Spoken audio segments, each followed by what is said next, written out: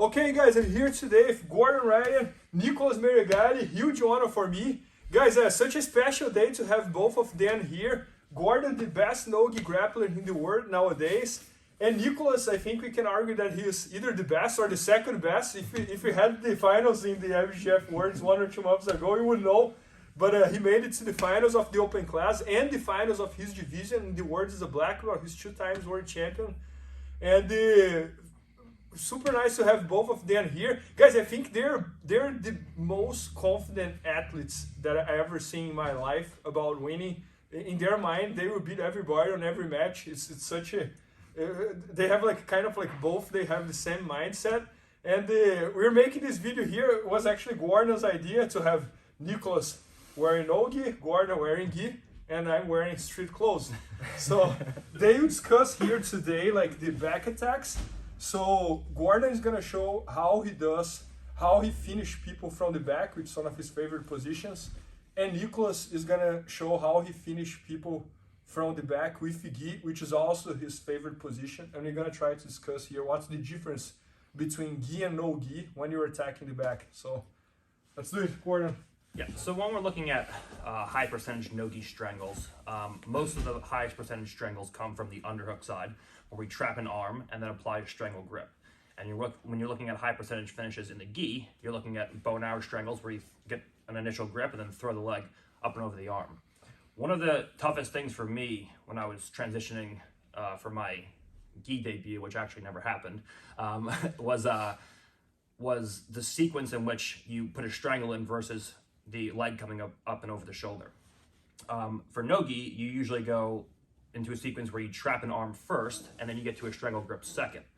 Whereas with the gi, you usually apply your grips first and then throw a leg over second. So we're gonna look at some of the differences and similarities between strangling gi versus strangling no-gi. So we're gonna start off no-gi, where we're on the underhook side, and we're looking to go into hand fighting sequences here. Normally from here, when you're working with a gi, you get your grips in place and then you fire a leg over. With no-gi, I'm gonna look to trap a hand first. So I can do anything where I control Meregali's initial primary hand, I go to strangle him and he uses his other hand to pull my hand down, and then we make a transition to a cross wrist grip here. Where now I have control of a cross wrist and I can use this hand to do whatever I want. He has a choice now between either putting his hand in place to stop me from strangling him, or he's a choice of trying to strip my hand off and to break the grip. If he goes to stop me from strangling him, I can always throw a leg over and trap his arm. If he tries to stop me and strip the grip, then I just go in and I split his hands, and now I have a double cross. And this will always allow me to first trap a wrist, and now I have a leg that's fired over his arm, and I can trap his arm successfully. Now once I have 2 of his arms controlled, it's a pretty easy thing for me to start punching a strangle in, where from here I can go in and I can lock up. So we trap an arm first with our legs, and then we apply a strangle second. So he has defensive hands in place. I strip one hand, I attempt to strangle him, and he pulls the hand down. I switch to a cross wrist grip like so. I strip the grip, and now I take either a double cross, or he grabs the grip and I can't strangle him from here.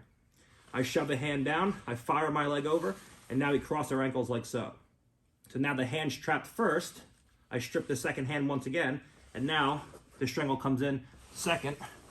We can go in and apply a strangle. It's a little bit different than looking at bow and arrows, where the grip comes in first and the leg comes over second. I'll let the expert take it from here on that. Okay, so the main difference between the gi and no gi to that kind of strangle, I believe that is the way we are controlling the shoulder line of our opponent.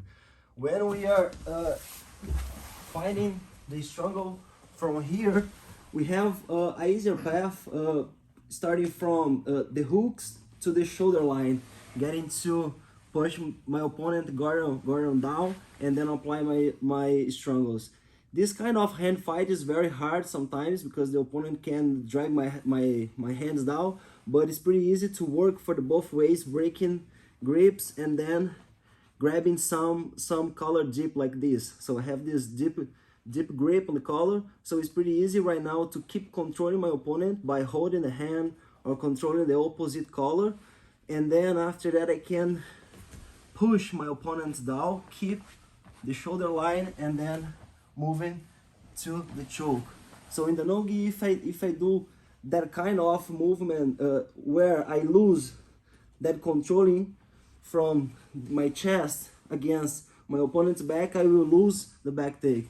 So this is detail, in my opinion, is the most important thing. We have this great chance to break the grips and then start to go deep on the collar, and by doing this movement, stepping over the shoulder, we don't lose my opponent's control, you know, so I can keep his body on my submission.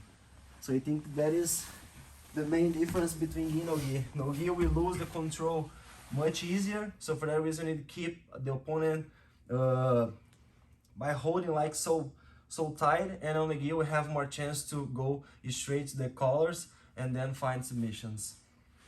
Got it. So basically, like with no gi, you work on the grips first and you trap the arm later with the leg.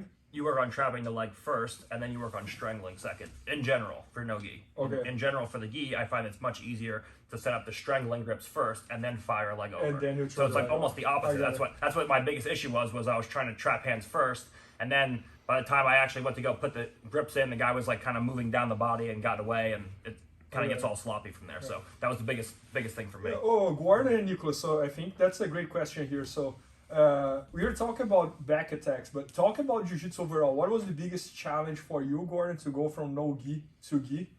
And then I'm going to ask the same question to Nicholas, to go from gi to no gi, as you have been training no gi lately. I think for me, it was my style of passing. I like to do a lot of loose outside passing and high step passing that I've just recently developed. And you get like one strong blue belt who makes like a death grip on your pants, and now it just completely stops my entire leg pommeling sequence. And I'm like, what is this? So I like to do a lot of leg pommeling, especially for no gi. There's leg lock, so you have to be constantly pommeling legs. But you get one, strong guy who just makes a death grip on your pants, and now you can't pommel that leg until you address the grip. So I think for me that was the biggest thing, was integrating my leg pommeling into the guard passing with the grips on the pants. Yeah. What about you? I think I know we were talking about that yesterday and today, actually. But what's our biggest challenge? I just started this year, January, to train no-gi, but my whole view about this kind of sport, because it's different. Jiu-Jitsu and no-gi is two different sports.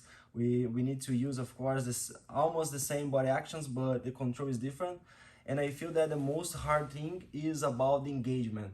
It's very hard you find somehow who is fighting against you to engage against you. Oh. When you are on the bottom, the guy on the top like to break grips and like stay far from you to get some weird movement to get a control. And when you are on the top, on the bottom, you are not engaging. You are just like pushing your opponent forward, using the frames and not engage on the fight. And with the gi, you can pull them. Yeah, on the gi, I can hold my opponent just by using one, like, I don't know, collar or sleeve, and I can start from that. On the gi, if you control some wrist or some ankle, your opponent has more chance to break the position, to break the situation, then we start doing something totally different. Well, Gordon, coincidence, this is one of the complaints you have about no-gi as well, right? Like sometimes you are on bottom and the person on top just runs away and doesn't want to engage and runs and runs and runs. So that is the main problem, I think, about no-gi. It's very hard to hold the opponent. The story of my life is trying to get people to actually do jiu-jitsu with me.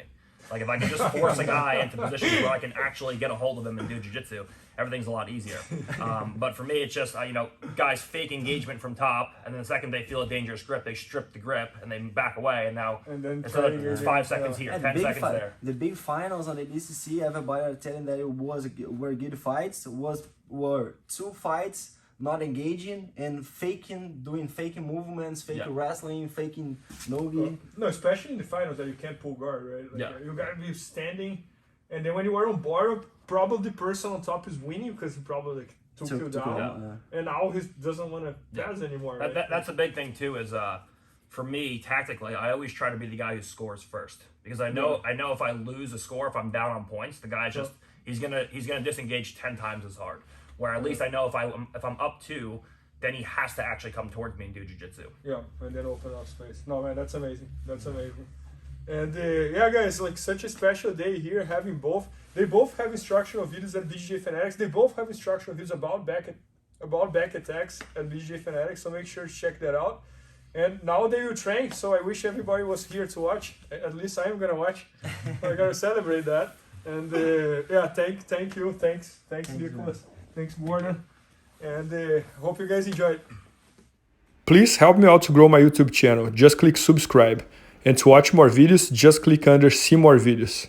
I hope you enjoyed. BJJFanatics.com. Use the promo code YouTubeFaria to get 10% off any instructional video. Improve your jiu-jitsu faster.